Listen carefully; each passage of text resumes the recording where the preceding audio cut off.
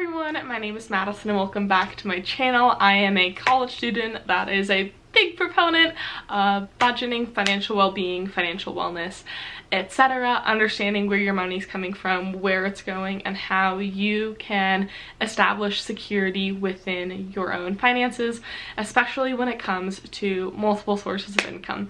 That being said, today's video is going to talk about financial decluttering and well-being, especially with the new year. I thought this would be a good time to talk to y'all about some of my tips and my experiences on financial well-being and decluttering. The new year, the holidays, the sales, Black Friday, etc. is such a toxic time for folks like myself. I am not going to pretend I don't like to spend money. I think a lot of people either absolutely love it or absolutely hate it. And when I find something that I am excited to spend money on, I don't hesitate. And that is something that I'm actively working on, is hesitating more and thinking twice.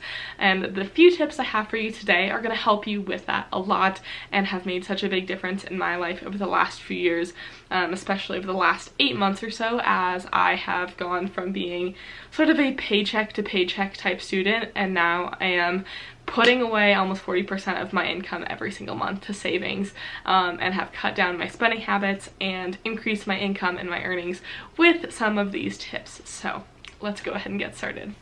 The first thing I want to talk about is unsubscribing from email marketing.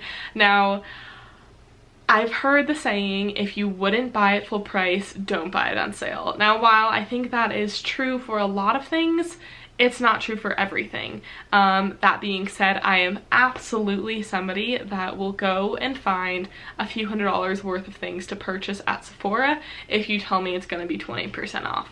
However, if that 20% off price was actually that full price or the traditional full price, I wouldn't be so willing to go spend that same amount of money. Now, these tactics like sales, especially when they're communicated through email marketing, that's how they get you. If I didn't have the email, if I didn't follow that company on Instagram, if I didn't follow that app or have that app, I wouldn't have known about the sale and I wouldn't have felt compelled to spend that money in the first place.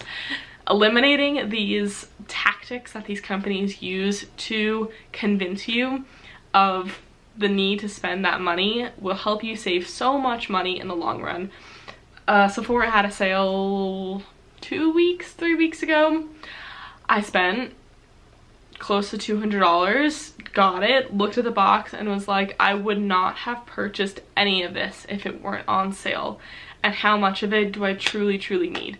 Now, some of it was like face lotion that I use every single day, but of that box of goods that I purchased, maybe 30% of it was something that I used day to day as part of my daily routine, my skincare routine, etc.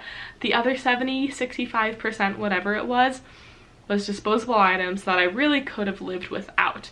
And not only could I have lived without them, maybe they would bring me joy, maybe I would enjoy them and get some use out of them. I could have purchased the drugstore version and saved so much money. The only reason I spent that money was because I knew about the sale from their emails.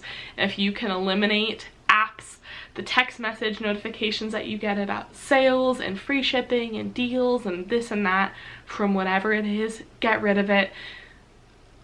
What's the one phrase? Out of sight, out of mind. If you don't hear about it, you don't know about it. If you don't see it, you don't know about it. If you can eliminate those distractions and those little call to action tactics that these companies are using, you won't know about it. You won't spend that money. I got coffee. You know why I got this coffee? Because I got the Starbucks notification that it was 50% off between 12 and 6 o'clock, and I wanted to go get a peppermint mocha. Should I have done that? Probably not, especially with the Starbucks boycott. But like I said, I spent that money because they made me aware of a sale and a deal, and I felt more compelled to spend money and support these corporate companies than I would have otherwise. Now, I'm not saying that these companies aren't great and there aren't things to support. I love Sephora, I love their products, I love their push for clean and vegan products. That being said, having something to make me think twice about spending the money is always going to be helpful.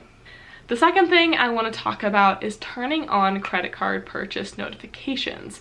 Some people say that spending cash feels like free money because you spend it and you aren't reminded of it. Some people say that using a credit card feels like free money because you swipe a piece of plastic and you don't think about it or whatever for a few months down the road until you're like, oh shit, I have to pay for that now. Whenever your statement ends and how that falls, typically it's a month at least until you actually have to pay for that purchase. That being said, turning on credit card notifications helps you be more aware of the spending that you have. I have credit card notifications on for just about everything right now, and this is so great because if I don't delete that notification, when I go into my phone and I swipe up, I see, oh, Wells Fargo, Uber Eats, $33. This is from yesterday at 7 o'clock. Having that notification that's just gonna sit there, especially if I don't clear it, is a constant reminder of the money that you just spent and that the money that you're now going to have to work to pay off. I feel like this second sort of reminder receipt of the money that I've spent has made me a lot more aware of, like I said, thinking twice. Was that purchase worth it? Was that worth the money that I just spent? Most of the time the answer is no. Last night I bought some food for some friends and I. That was great. They all pitched me back, whatever, no big deal.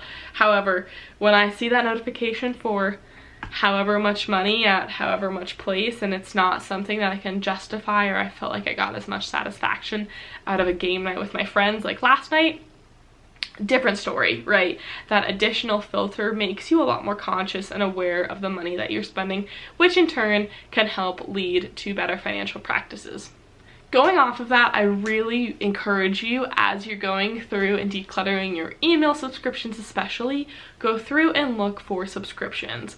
Search in your email every so often, recurring or payment due or whatever it is, because quite honestly, there's probably a subscription hiding in there that you didn't know about.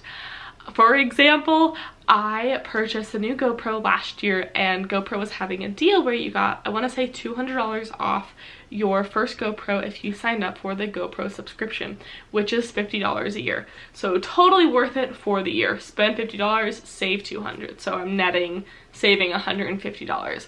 The catch is, and the reason they're able to do that though, is because they assume that you're going to turn on autopay, which I believe that you have to do, and that subscription will recur enough times that they're still making the same amount of money, if not more. I flipped, man. I got this notification that my recurring payment was due in a week for $50. And I was like, what the heck? I'm never gonna use this again. Maybe next time I need a GoPro, it'll be a good thing. I'll recur it, whatever. And there are a lot of perks to this service. However, I have not gotten enough use out of my GoPro in the last 8 months to need their cloud storage services, to need to buy more accessories with the discount that comes with the subscription, etc.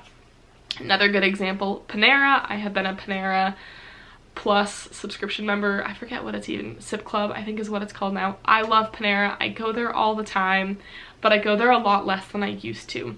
The Panera subscription was worth it when it was $8 a month, and when I was going 4 times a week, it's a lot less worth it for me now when I go maybe once a week and it's now $14 a month.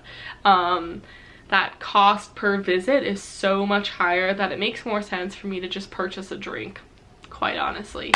Also, not gonna lie, I loved their charged lemonades, which, if y'all have been keeping up with the news, no longer exist due to some folks having some severe troubles with the amount of caffeine in their products. So go through your emails, find the subscriptions, and do this consistently, because I would not have known about this GoPro recurring $50 subscription if I hadn't checked my email at the right time.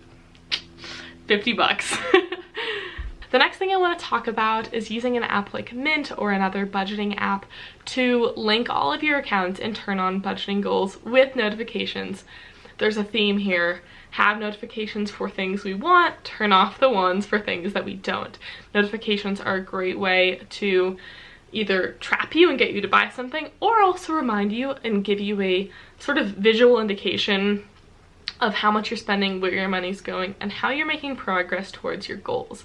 Mint is great. I love Mint because I can link all of my credit cards, all of my different savings accounts, my checking accounts, etc., and turn up goals.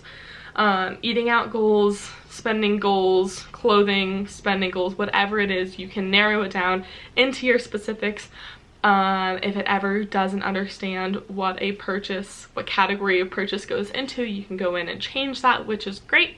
And you'll get reminders as well as emails of, hey, you're overspending, or hey, you're getting close to your budget goal, or hey, it seems like this purchase may not have been yours. You spent more on this than you typically do. This is great, A, for fraud, but B, like I said, for also getting an understanding of where your money is going and how each of your spending categories is contributing to helping you reach those goals. If you can remind yourself in one more way of where you're working towards, what you're working towards, how you're going to get there, and how the money that you spend every single day is affecting those goals, this is so helpful.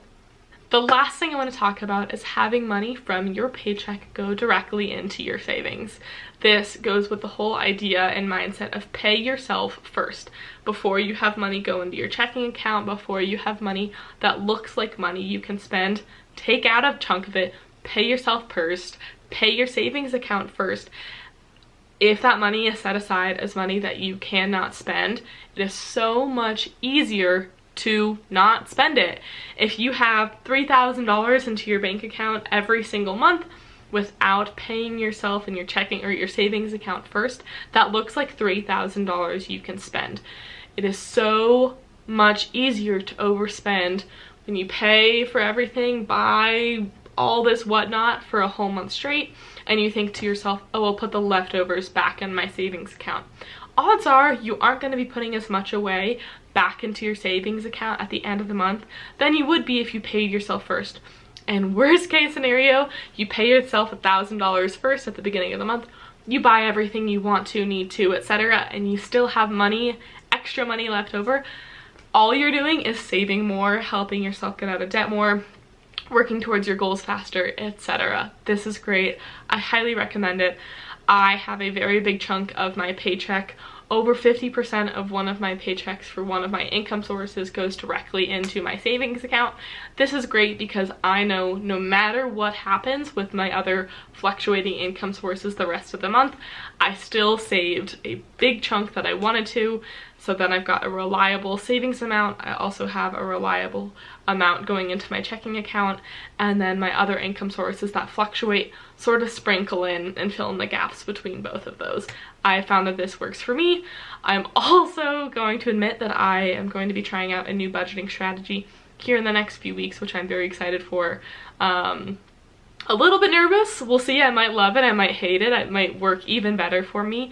But I think the point of budgeting and the best way to be successful with your budgeting is to be adaptable. If you see a new strategy that you think might work better, be willing to take it on, but you can't do it halfway. If you're going to try a new budgeting tactic using something like Mint or having savings go directly into your savings account, whatever it is, you have to be willing to stay committed if you're really gonna see the full long-term results of this. So there is that for the day. I hope you all enjoyed today's video and I appreciate you all watching. I will see you all next time and I hope you all have such a great day. Peace out. Bye.